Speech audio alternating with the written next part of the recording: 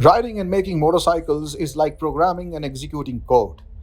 So when KTM said that they are coming out with the sharpest handling street motorcycle ever, we couldn't resist but to take it for a quick beta run. And what better than the United Arab Emirates, where the orange Austrians would perfectly match up with the rustic environment that goes with it. Alright, so from the Rolls Royce, I'm dropping 1 hour down and 2 wheels down because today I'm in a motorcycle suit instead of a gentleman suit. So vehicle number 6 on this thing, which I call the Motographer Power 2 2019, is actually going to be a motorcycle, and it's this color. So we have the KTM 790.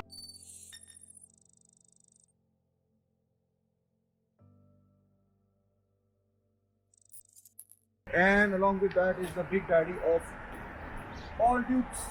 I'm not talking about the ones in England, I'm talking about the ones which are made in Austria. The SuperDuke is also here.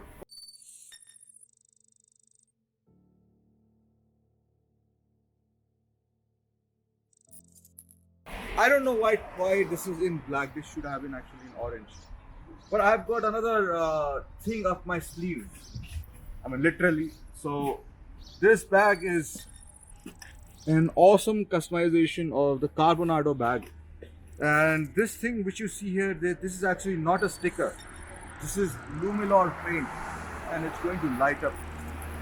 And you know, Dubai heat is terrible. So my friend Shutterbedi and his helmet, this beautiful looking Axor helmet, has been accessorized by something called a blue snap. This is actually a motorcycle air conditioning system, and it's also with a tinge of orange on the grill to match the KTM's. It is actually, you know, if you switch it on, see, you can see, and I can actually literally feel the cool air. Wow, so this is not bad. So let's go. So all this tech is made in India. This one, the bag, and except this one. And one more thing, this thing. We have got the Rhinox bags. So increasingly we are using stuff which is actually made in India, conceptualized in India. That is the most important thing, you know. So let's go.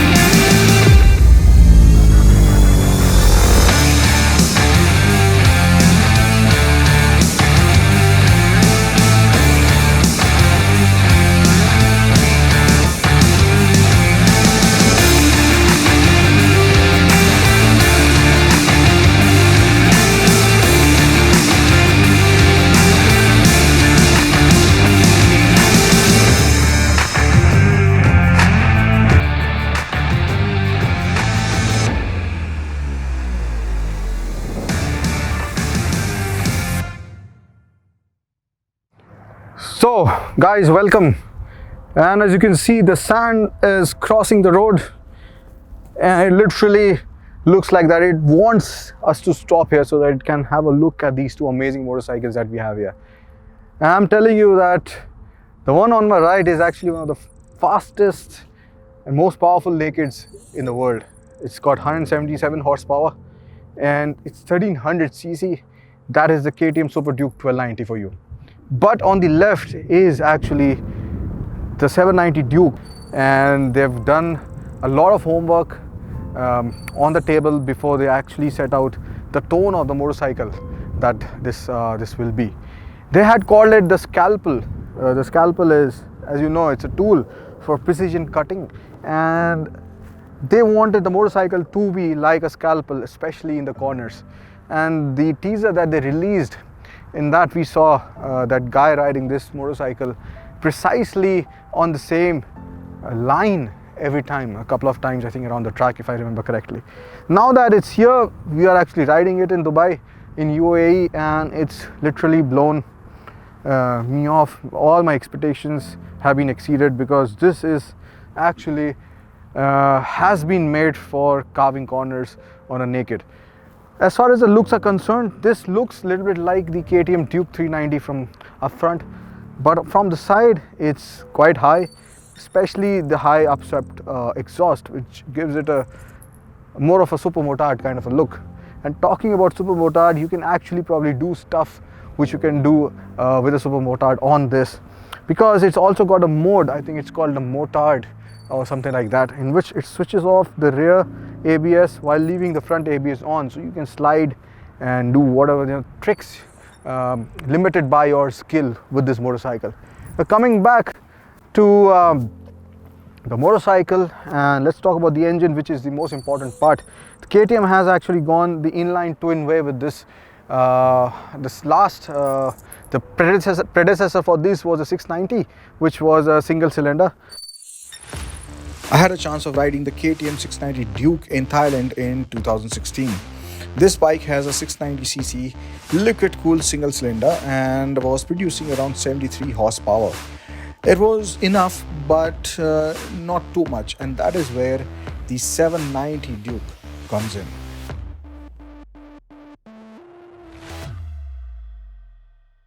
This one is an inline twin, but with a V-twin character, because it's got an uneven firing order, and the sound also is quite healthy and welcoming. Let me actually switch on the bike and make you listen to it. So you can probably hear right now, it doesn't sound like an inline twin, and it's quite interesting. So that also, the uneven firing order, it also gives it more agility, more usable power in corners compared to an inline twin. And it's more than a complete package, because they've gone all out with electronics. It's got ABS, cornering ABS, it's got traction control, different modes of riding.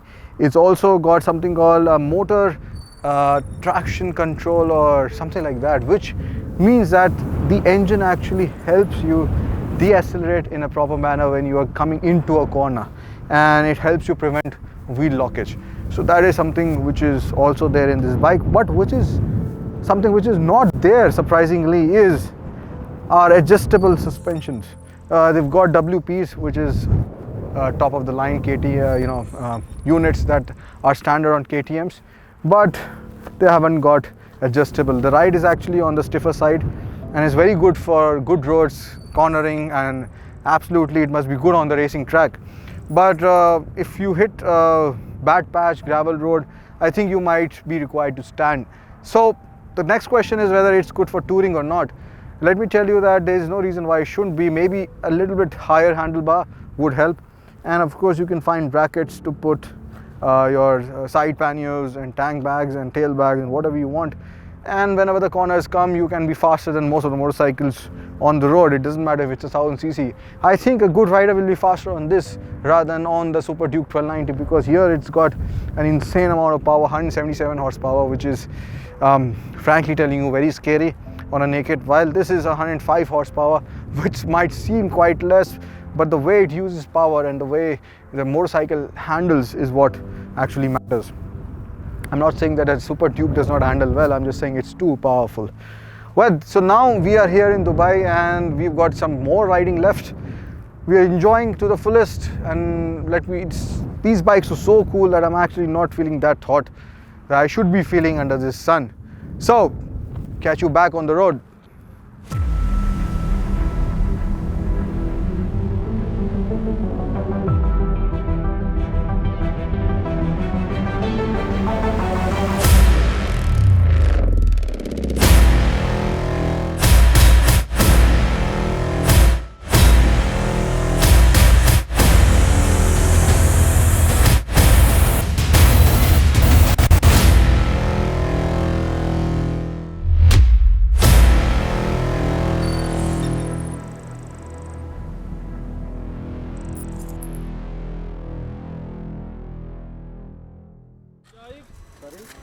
5 minutes?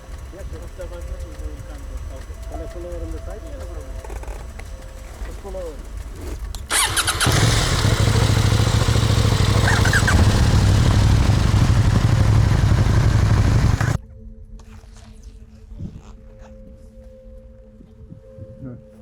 What has happened?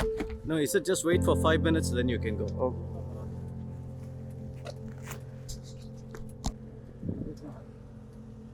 Some serious movies.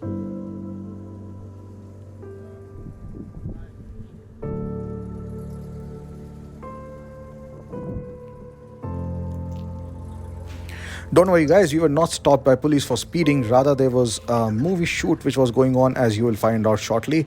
In fact, this region is a favorite with a lot of cinematographers and people from around the world because of the rustic feel, the sand dunes, and the isolation, and of course, the proximity at the same time to a highly developed city like Dubai.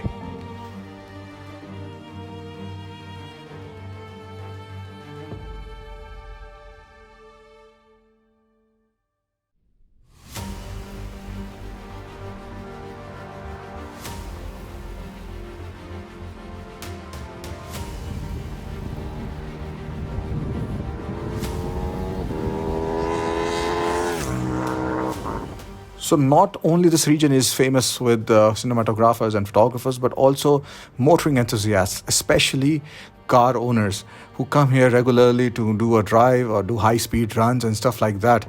And not everyone is mad as us being on two wheels under the scorching sun. Almost 300 kilometers under the scorching sun. This is a testimony to the fact that these two motorcycles motivated us enough to do this, especially in the middle of a desert. And if a motorcycle is good, the road actually doesn't matter. Of course, we would have preferred a lot more corners, but this wasn't too bad either. And we are definitely looking to ride both of these bikes even more. Probably Europe,